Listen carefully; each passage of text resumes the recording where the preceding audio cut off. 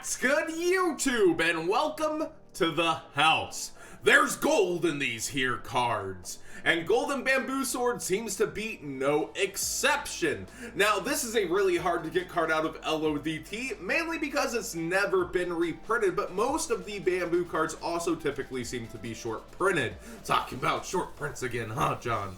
But Golden Bamboo Sword is now at an impressive price of $7.73 here on TCG Player, and quickly rises, actually. If we look over here on eBay, there's a brand new listing at $5.85 before it's $9. I actually have a lot of these that I've been picking out of bulk, because all I really do now on the side is pick bulk and get cool commons, so I got a little stack of these. Now, why is it good? Well, if we go over to the other Bamboo Sword cards, there's a card called Cursed Bamboo Sword that Isolde can actually send from the deck, and she gets to special summon you a warrior also at the same time, so you're gaining advantage. There's actually, like, I believe a level 1 warrior tuner that you can be summoning as well. So it's just interesting synergy to be able to send one Cursed Bamboo Sword, get a Golden Bamboo Sword, or your Broken Bamboo Sword if you already had this in hand, and then also get another body on board. It's really, really good advantage. But Cursed Bamboo Sword is also pretty ideal to send for the summon of any warrior and continue to get the plus off an equip spell that you sent. We see actually that Cursed Bamboo Sword is almost doubled in price.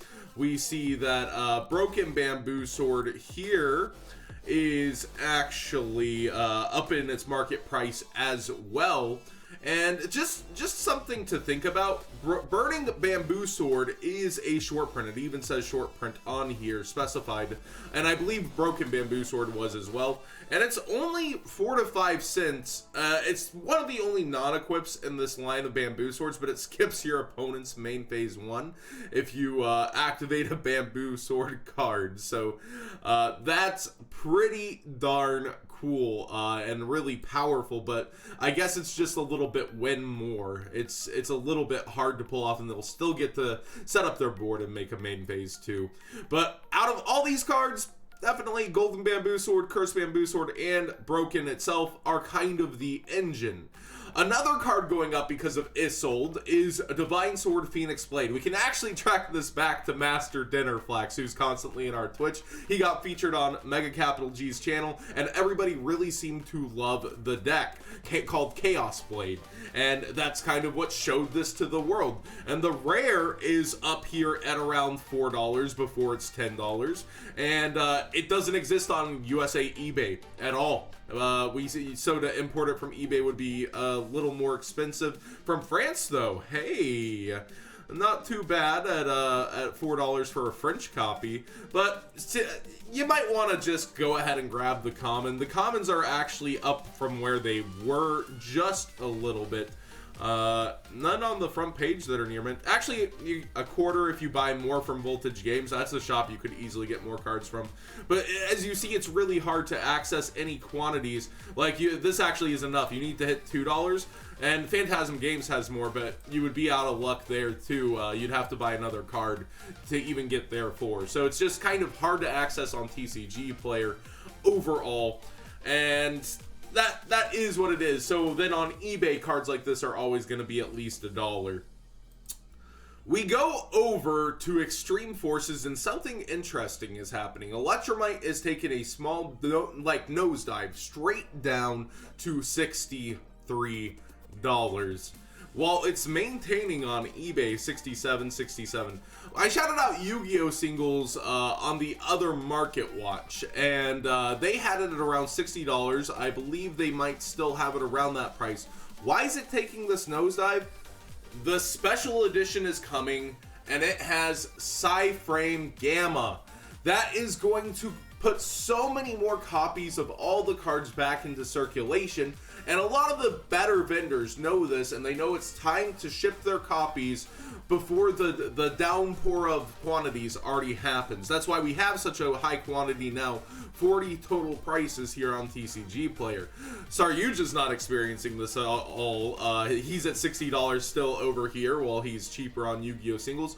But if you continue to watch eBay, you'll keep getting that $55 price popping up as a brand new listing, 58, etc. after. So it's kind of like, do you really have the time to watch eBay and do that for a couple of dollars?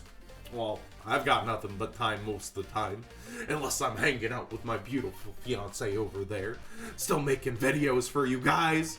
But Saryuja's just kind of that oddity like Borolo Dragon, that one of that's just so worth. It's like the Crystal Wing of last year for this year, except more people are playing him, so it makes a lot more sense to me actually than Borolo. I think this is probably the most busted Link monster that exists. But do save yourself some money and try to snipe one on eBay, or get together with friends and get that free shipping on Yu-Gi-Oh! Singles. I want to talk about this set. This set, Legendary Duelist. We originally showed that Ancient Gear Fusion and Crystal Bond were short print, and the prices certainly do reflect that. They're at $26 here and $20 here. And it's actually a little worse on eBay at 28 than 30 new listing, 22, etc. up on eBay. I really didn't think this would have the same hype as Red Eyes or, you know, like I definitely didn't think Ancient Gear Fusion would be hanging up here. If we look to the past for examples, Red Eyes Baby Dragon hanging in at $18 is unprecedented for a duels pack. But all the Red Eye support is hanging in at really good prices compared to all the past duels packs. This is an anomaly. This is amazing, and it's actually really cool to see so many fans and casuals going for cards like this that maintain a value despite being outside of meta play, and we could see something very similar here. I'm just shocked by it being Ancient Gear Fusion. I thought it would be the Pegasus cards, and I thought it would be the Crystal Beast cards, but Ancient Gear Fusion is hanging in there, hanging around, as rounders might say, and I expect Crystal Bond to kind of keep that same level as the Red Eyes card, but Ancient Gear Fusion, my man, you're doing it. That's crazy to me. And Millennium Eyes Restrict, not short printed like the other two, is hanging at 16. I kind of expect this to mirror Red Eyes Baby Dragon and slowly perhaps go up or over time or maintain value, because the Red Eyes cards have managed to do that. And despite there being other value in the set and it not being a short print, I feel like the not Red Eyes stuff, the Thousand Eyes Restrict stuff to be kind of what people are going for here. And that's also reflected in the Fusion sticking around the $8 mark. So really impressive set compared to the past duels packs. Price-wise, it's maintaining a much better value per box for the people trying to sell it on here. Hey, Dollies, that's Team Samurai X's store, if I'm not mistaken. That's pretty cool to see them first, but that shipping might take a little longer from Canada. But that's pretty cool to see them on there. And then we keep going through the Millennium Eyes Illusionist. It's gone up since its initial release. Rainbow Bridge. Chilling out here, actually relatively cheaper than I thought it might be. I thought this would head up towards 8 as well. Cocoon being the other short print ultra, just sitting around 6, 7. And Toon Kingdom being short print as well, hanging around 7 still. Probably the most demanded common / rare out of the entire set, and one of the most looked forward to reprints in a long time. It's still nice to see it at a price below 10. You guys shouldn't be complaining too much about if you've been looking at that $30, $40 price tag that the Secret Rare demanded for so long. This is still a nice break for us. So yeah, the prices on the set though, it's just so much more impressive than I would have thought it would have been. And finally, a card I want to talk about that just defines like how this meta is going. Dragonic Diagram is sitting at $45. I actually didn't know this. I had like peeked at it last when it had bumped back to 42. I didn't know it continued to climb, and I hadn't looked at Macker in a little bit, and we see that it's at 45 on both fronts. I think this is just a sign of the format and how diverse it is, and it's raising the ceiling on everything because so many people are excited to play all the decks. So many people want to have access to all those decks, and the True Dracos are actually really, really hard to beat, despite them having low showings in the top cut compared to like Pendulum Magicians and other decks. We see a card like this still demand such a high price and a diverse, amazing meta.